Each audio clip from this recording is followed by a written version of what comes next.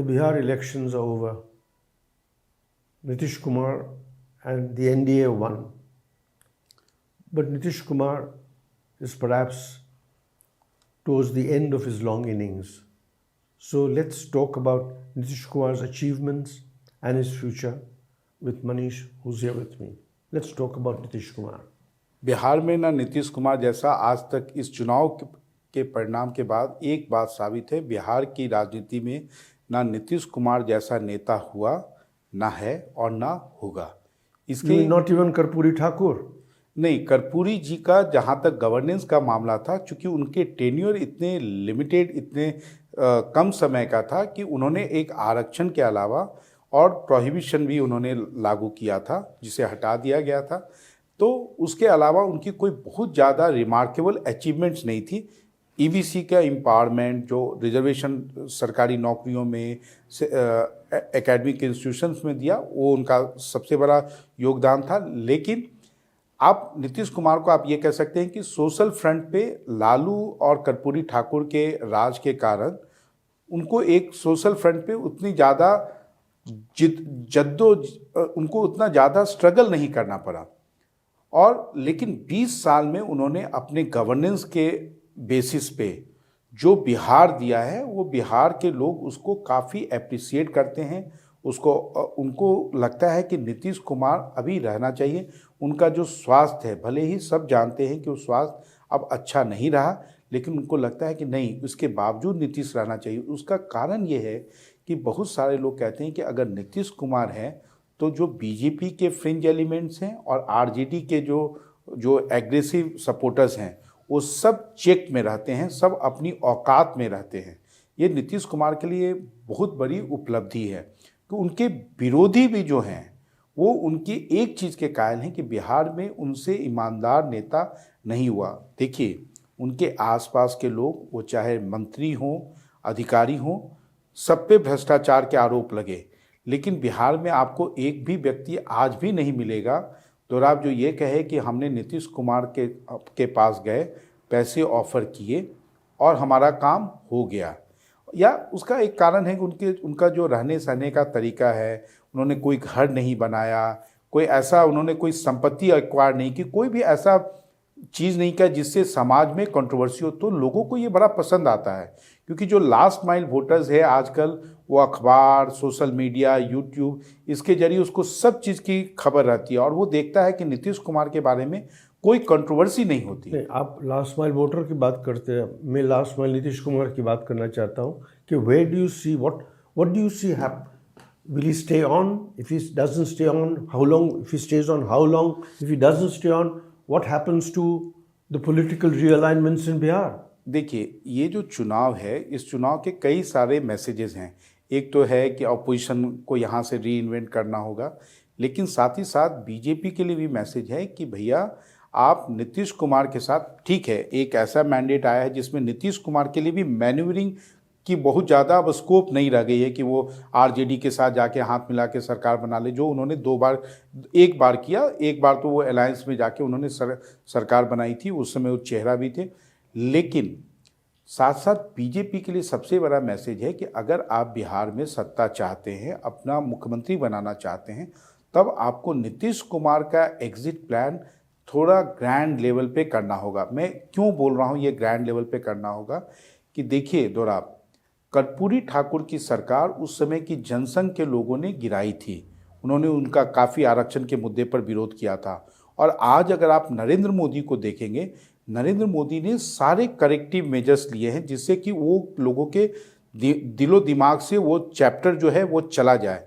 जैसे उन्होंने कर्पूरी ठाकुर को भारत रत्न दिया, भले ही वो मांग नीतीश कुमार की रही हो।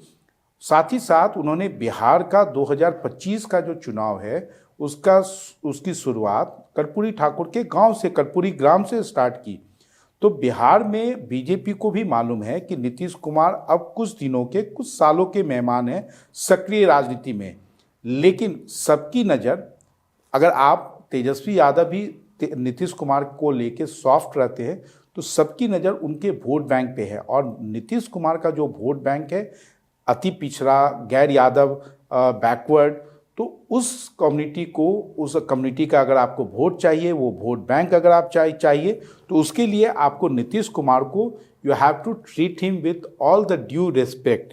सो that is why I am saying that you have to plan his exit in a grand manner. अब ये ग्रैंड मैनर क्या होगा, इसको लेके भी थोड़ी सी अभी से चर्चा शुरू हो गई है.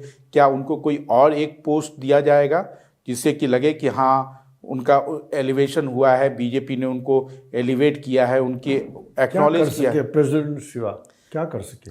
हाँ, देखिए, प्रेसिडेंट और वाइस प्रेसिडेंट एक दो पोस्ट ऐसे हैं जो बीजेपी ऑफर कर सकती है, लेकिन बीजेपी का जो अपने एलाइज खासकर जगदीप धनखड़ के बाद जो उनका एक्सपीरियंस है वो बहुत अच्छा नहीं है.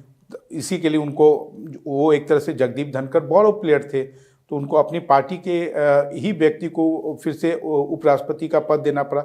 लेकिन जैसा कि मैंने कहा कि नीतीश कुमार बिहार की राजनीति के वो शख्स हैं जिसको you can't wish him away. No, my question is slightly different. If he goes, can the coalition stay in place or will it break? The BJP JDU coalition, will it stay? How can the BJP ensure that it stays in place? And that with obviously a BJP chief minister?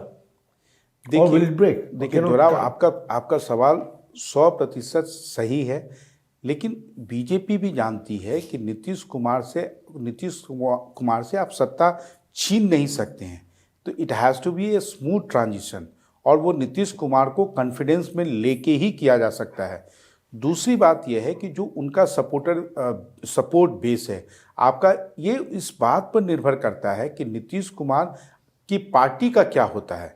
अगर नीतीश कुमार की party में उनका कोई राजनीतिक विरासत संभालने के लिए तैयार हो जाता है, तब तो बीजेपी को उसके साथ में बिजनेस करना होगा. क्योंकि देखिए, जेडीयू का जो कोर वोटर है और जो बीजेपी का कोर वोटर है, इन दोनों को इस सच्चाई से वो भली भांति परिचित है कि एक दूसरे के बिना उनका काम नहीं चल सकता है. अगर अलग अलग हुए तो ये एडवांटेज आरजेडी हुआ. तो जब तक आरजेडी बिहार की राजनीति में रहेगी, ये दोनों जो हैं, दोनों के समर्थक, दोनों दल के बड़े नेता एक साथ रहेंगे, और बीजेपी यहाँ से फूक कर कदम रखेगी. क्योंकि बीजेपी को मालूम है कि अगर उन्होंने कुछ ऐसा कदम उठाया जिसका गलत मैसेज गया, तो फिर से आरजेडी को उसका फायदा हो सकता है. क्योंकि आरजेडी तो एक तरह से आप कह सकते हैं कि just they are waiting in the wings, हर आदमी को मालूम है. लेकिन अगर नीतीश कुमार ने अपनी राजनीतिक विरासत किसी को नहीं सौंपी, वैसे में उनकी पार्टी के भविष्य के ऊपर सवालिया निशान खड़े होंगे. अगर उन्होंने ट्रांजिशन कर दिया, हालांकि इस पे चर्चा काफ़ी चलते रहती है कि वो अपने बेटे को अपना राजनीतिक उत्तराधिकारी बना दे. हो सकता है कि अगर नीतीश कुमार नहीं रहे एक बार सत्ता में, तो बेटा उनके बेटे को, उनके पार्टी के समर्थक. He has expressed reluctance to enter politics. As of now, yes, because Nitish Kumar doesn't want in his lifetime that he should be seen as someone promoting his own son. But आप राजनीति में कभी कल क्या होगा कोई नहीं जानता है. बिहार का परिणाम इतना प्रचंड बहुमत आएगा, किसी को इसका अंदाज़ा नहीं था. उसी तरीके से राजनीति में कल क्या होगा कोई नहीं जानता. लेकिन इतना आप समझ लीजिए दोराव कि नीतीश कुमार का जो राजनीति से एक तरह से जब भी वो स्टेप डाउन करेंगे, वो दूसरे ज्योति बसु होने वाले हैं. Let's keep watching and see what happens to Nitish Kumar. Decoder पर हमारा ये चर्चा जारी रहेगा. देखते रहिए बिहार चुनाव के परिणाम पर हर एक पर्सनालिटी के बारे में हमारा ये विशेष पॉडकास्ट डिकोडर पर.